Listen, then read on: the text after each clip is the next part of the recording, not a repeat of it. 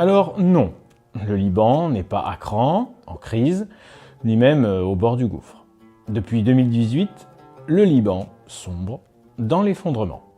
L'effondrement de son économie, de ses infrastructures et maintenant de son tissu social. Le Liban est devenu le triste laboratoire à ciel ouvert du collapse. Et comme face à un crash test, j'ai tenté de reconstituer le fil de la catastrophe, pour mieux comprendre les mécanismes d'un collapse qui pourrait bientôt toucher d'autres pays, et notamment la France. Le 14 octobre, à Beyrouth, des scènes de violence entre le Hezbollah, des groupes armés et l'armée libanaise. Des scènes de guerre qui ont causé une trentaine de blessés, des morts et qui ont terrorisé les habitants de Beyrouth. Après ces événements et compte tenu des tensions, le gouvernement n'oserait même plus se réunir. Fin 2020, le franco-libanais Emmanuel Ramia écrivait dans une tribune pour le magazine en ligne Libna News « Nous sommes au 4e ou 5e stade sur l'échelle de l'effondrement d'Orlov, c'est-à-dire celui où plus rien ne peut être fait pour sauver le pays. » Ces mots m'ont interpellé. Serait-il possible qu'un pays occidental, on parle du Liban comme de la porte de l'Occident vers l'Orient, donc serait-il possible qu'un pays occidental connaisse dès aujourd'hui un véritable collapse? Jusqu'ici, l'effondrement c'était un truc de prévisionniste barbu. C'était pour 2030, ou c'était pour les autres, comme les habitants de cette province du Bangladesh, qui vivent déjà avec de l'eau à mi-cuisse. Oui, mais non. Le Liban nous montre que l'effondrement, c'est maintenant, et c'est en Occident, pour des millions de gens. Surendettement, État en faillite, corruption, hyperinflation, pénurie, manif, blackout. Le Liban s'enfonce dans une crise sans précédent qui prend sérieusement des airs d'effondrement. J'ai donc tenté d'en démonter la mécanique afin de me faire une idée de ce qui nous attend peut-être ici, en France. Mais commençons par les fondamentaux. Commençons par définir ce qu'est un collapse. Le Liban, comme la France, est une société techno-industrielle. Alors c'est quoi une société techno-industrielle? Eh bien, c'est une société qui repose sur 4 piliers, dont l'écroulement provoque ce qu'on appelle le collapse. Ces 4 piliers sont d'abord les ressources naturelles, ça veut dire le sol, la biodiversité, la capacité agricole, mais aussi, bien sûr, le sous-sol et les ressources naturelles. Le deuxième pilier, c'est l'économie financière ou le système bancaire. Puis vient l'état de droit, dont le rôle est de protéger le citoyen de la loi du plus fort. Enfin, viennent les réseaux publics. C'est à la fois les réseaux de distribution, d'eau, d'électricité, mais aussi le réseau hospitalier ou les réseaux de services publics comme la police. Je vais donc analyser l'effondrement du Liban selon ces 4 grands axes. Je sais que mon analyse sera loin d'être parfaite. Même si j'ai compulsé plusieurs dizaines d'articles, des témoignages, ainsi que des livres sur la situation libanaise, je suis loin d'être un expert de cette région. Mon travail n'aura donc pas la précision ou l'acuité de celle d'un historien ou d'un géographe.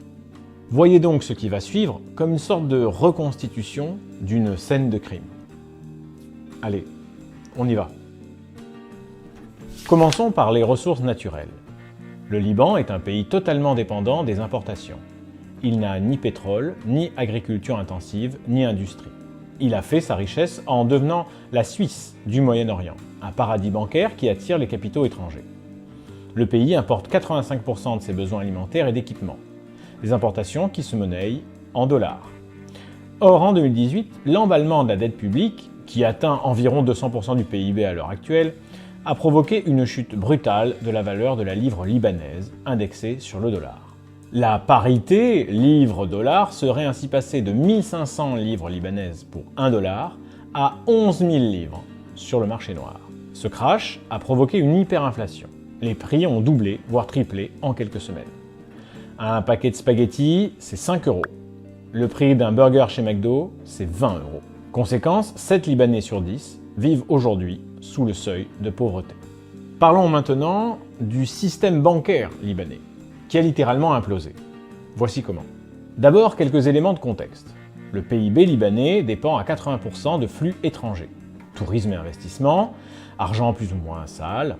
Or, les sanctions américaines contre l'Iran, ainsi que la volonté des pays du Golfe de retirer leurs investissements du Liban, ont ruiné le pays. Depuis 2018, une entreprise sur deux est tombée en faillite. Puis, les agences de notation ont dégradé la note du Liban. Les banques privées ont alors cessé de prêter aux derniers PME restantes et ont illégalement transféré des milliards de dollars vers la Suisse. La crise économique s'est alors muée en crise sociale. La récession a atteint moins 14%. Le chômage de masse a atteint 40% de la population et plus. Tout ceci conduisant à d'immenses manifestations. Face à la catastrophe, le FMI a offert une aide en échange de réformes structurelles.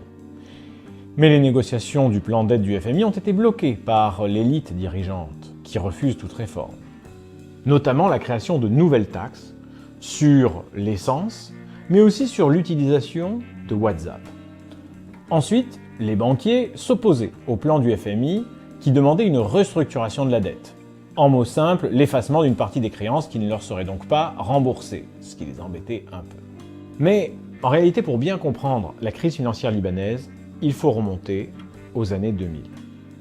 Selon Georges Korm, économiste et ancien ministre des Finances du Liban entre 1998 et 2003, la crise financière libanaise est le résultat d'un détournement du système bancaire organisé par le clan Hariri, qui est au gouvernement depuis les années 2000. Et, je le cite, couvert par Jacques Chirac et l'Arabie Saoudite. Depuis, le Liban aurait viré à ce qu'il appelle une bancocratie de type mafieux avec des relations incestueuses entre les banques et les dirigeants communautaires du pays. Une thèse confirmée par Henri Chaoul, ancien conseiller du ministre des Finances libanais, ainsi que par les faits. En effet, en 2019, la livre libanaise a connu une forte dévaluation face au dollar. Et le système de Riyad Salamé, qui était le gouverneur de la Banque du Liban, a été révélé. En fait, il aurait construit une véritable arnaque en forme de pyramide de Ponzi grâce aux appuis de l'oligarchie politique. En gros, jusqu'ici, le système se maintenait sur une pure illusion de bonne santé économique. Mais ce n'était que du vent. Conséquence, en mars 2021, les banques ont interdit à leurs clients de retirer de l'argent et ont fermé leurs portes. Voici une transition toute trouvée pour vous parler maintenant de la santé de l'état de droit libanais. Et force est de constater que c'est corruption à tous les étages et violence policière à gogo. Dans leur bouquin, Joseph Steiner et Jared Diamond l'ont montré. Une des principales causes des effondrements, c'est la mauvaise gouvernance. Or, en matière de mauvaise gouvernance, le Liban est un cas d'école. En effet, l'État libanais est totalement gangréné par la corruption. On parle ici d'incompétence généralisée, de corruption, de népotisme, d'avidité, de comportement mafieux, c'est le package complet. Un exemple, voici plus de 10 ans que la comptabilité de l'État est tenue secrète. Nul ne sait comment est dépensé l'argent public. D'ailleurs, selon certains économistes libanais, comme Jad Shaban, les hommes d'affaires ont noyauté totalement l'appareil d'État dans leur intérêt. Je le cite. « Un député qui fait fortune dans l'immobilier fera tout pour que son secteur ne soit pas trop imposé. Les intérêts privés l'emportent sur l'intérêt général. Conséquence, les riches ne payent pas d'impôts et seules les classes moyennes et populaires sont imposées. Autre scandale, la création de plusieurs milliers d'emplois fictifs dans la fonction publique. Un outil pour acheter la paix civile. Sur ce sujet, le Parlement a été réuni pour examiner un projet de loi qui n'a jamais connu de suite. On comprend que dans ces conditions, le pouvoir politique ait perdu totalement la confiance de la population et sa légitimité. Par contre, face aux manifestants qui sont descendus dans la rue, le gouvernement n'a pas hésité une seconde à envoyer les forces de l'ordre faire usage de la violence. Les grévistes sont généralement reçus par des tirs de gaz lacrymogène, et avec le temps, les heurts entre manifestants et militaires se font de plus en plus violents. Et pour boucler la boucle, le président libanais s'est rendu sur les plateaux télé pour engueuler les journalistes, en leur disant qu'il minait l'image internationale du Liban. Méchant journaliste! Autre preuve du dysfonctionnement de l'État libanais, l'explosion du 4 août 2020. Cette grande explosion, qui est un signe noir et qui va accélérer l'effondrement du pays. Ce jour-là, la négligence des forces de l'ordre et de l'État libanais ont conduit à l'explosion de milliers de tonnes de produits chimiques dangereux, stockés depuis des années sans contrôle dans des silos du port de Beyrouth, et ce, malgré les récentes mises en garde de journalistes. Pour clore ce chapitre, il faut bien entendu parler du fait que les fonctionnaires ne sont plus payés, un signe assez fort d'effondrement d'un État. D'ailleurs, en mars 2021, l'ex-ministre de l'Intérieur, Mohamed Fahmy, a affirmé, je le cite, « Les forces de l'ordre sont actuellement épuisées et incapables de remplir leur rôle. Nous avons atteint le fond. Je parle de 90% de nos devoirs. Nous ne sommes plus en mesure de les remplir pour protéger le peuple et la nation. » Dans le même temps, le commandant de l'armée libanaise, le général Joseph Aoun, accusait le gouvernement de tenter d'étouffer l'armée en bloquant les budgets. Venons-en maintenant au quatrième pilier, celui des réseaux publics, qui tombent en miettes. Bon, la déliquescence des infrastructures libanaises n'est pas une nouveauté. Le pays est connu pour sa politique ultralibérale qui réduit les investissements publics au strict minimum. Un exemple, selon ce rapport du cabinet McKinsey, le réseau électrique libanais serait le 4e plus déficient au monde. Les Libanais sont habitués aux nombreuses coupures d'électricité. Le réseau n'étant pas entretenu, ils doivent en fait payer des générateurs de quartier au fioul pour pallier aux coupures. Le système était déjà au bord du crash. Un an plus tard, mars 2021, la Compagnie nationale d'électricité, EEDL, a annoncé ne plus être en mesure d'acheter le carburant pour alimenter ses centrales. Ainsi, depuis l'été 2021, il n'a plus fourni qu'une heure ou deux d'électricité par jour. Et en octobre, les dernières centrales électriques se sont éteintes. Les habitants doivent aujourd'hui utiliser des générateurs privés extrêmement chers. Pire, aujourd'hui, les organismes sociaux, la sécurité sociale locale, n'ont plus les fonds nécessaires pour subvenir, pour soutenir les personnes en difficulté. Il faut savoir qu'au Liban, il n'y a pas de système de retraite, il n'y a pas vraiment de système de sécurité sociale, ni de solidarité. L'extrême pauvreté est en train d'exploser. D'ailleurs, selon les observateurs, une migration d'une très grande partie de la jeunesse libanaise est totalement inévitable. Comme d'habitude dans les systèmes libéraux, les riches s'en sortent et les pauvres trinquent. Même danger pour l'eau potable. Pour s'approvisionner, les Libanais doivent faire appel à des citernes ou des fournisseurs privés qui pallient aux pénuries, notamment en été. L'eau ayant été progressivement privatisée, cela laisse craindre le pire en cas de sécheresse ou de crise comme aujourd'hui. Faute de carburant et de pièces détachées, la plupart des pompes à eau du pays pourraient cesser de fonctionner peu à peu. Conséquence, le prix du litre d'eau fourni par les fournisseurs privés a grimpé de 200%, un coût exorbitant pour une grande partie de la population. Aujourd'hui, la résilience alimentaire des Libanais dépend d'initiatives qui étaient jusqu'alors confidentielles. Je pense par exemple au projet Buzuruna Juzuruna, traduire nos semences sont nos racines, engagé depuis 5 ans dans la création d'un réseau de semences libres et reproductibles. Je mettrai un lien dans la description expliquant l'histoire de cette initiative. Plus largement, les Libanais se mettent à l'agroécologie pour survivre. Sur place, des agriculteurs et des militants du bio ont construit des potagers naturels. Pour info, depuis 2009, les Libanais ont beaucoup développé les potagers et la bio, suite à un énorme scandale sur un abus de pesticides par les producteurs locaux. Ce sont ces protestations qui ont donné naissance à la ferme dont je vous ai parlé. Mais c'est surtout l'augmentation des prix qui motive de plus en plus de Libanais à créer des espaces de culture un peu partout. Terrasses, arrière-cour des maisons, fermes verticales sur les toits. Maintenant, même les agriculteurs locaux, traditionnels, rejoignent le mouvement, car les pesticides sont devenus trop chers pour eux. Bref, l'inflation a conduit à un retour à la terre pour énormément de Libanais. Et maintenant, je vais poser la question qui tue. Et si un scénario à la libanaise nous arrivait chez nous, en France? D'abord, on a bien compris que les deux problèmes principaux du Liban, c'était le manque de gouvernance, en gros la corruption et le délitement de l'État, et la crise financière, la crise bancaire et monétaire. En effet, le cœur de la crise, la clé de la crise, c'est l'hyperinflation.